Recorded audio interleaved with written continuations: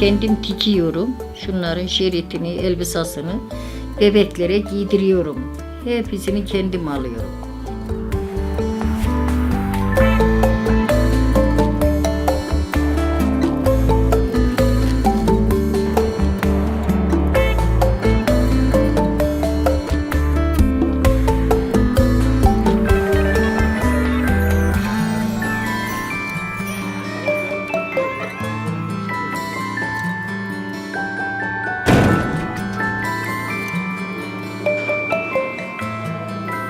Hani bir şeyleri üretiyorsun, bir işe gidiyorsun. Hani cezaevinden çıkıyorsun. Tamam, beden burada ama ruh olarak cezaevinden çıkmış durumdasın.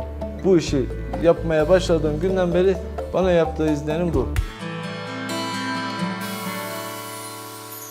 Aşağı yukarı 3,5 senedir cezaevindeyim.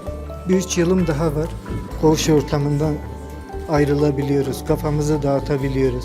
Cezaevinden çıktıktan sonra bu benim işim olabilir, neden olmasın?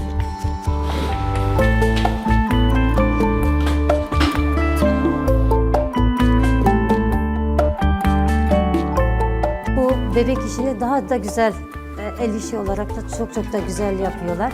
Hani bayan arkadaşlarına kıyasladığımızda gerçekten çok güzel iş çıkartmış oluyorlar arkadaşlar. Eksiklerini olanlarını gösteriyorum. Yani diyalogları çok güzel. Anne, ebe, bize, bana, teyze diyerek yani şey yapıyorlar. Çok iyiler, ben durumlarını çok güzel gördüm yani.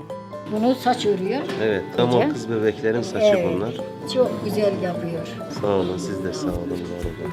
Nafisana dahil hepsini güzel, çok değerli görüyorum. Ben onların meslek sahibi olmasını çok seviyorum. Yani ödüğüne gözüm açık gitmem. Onlar bana dua ettikçe ben daha memnun oldum.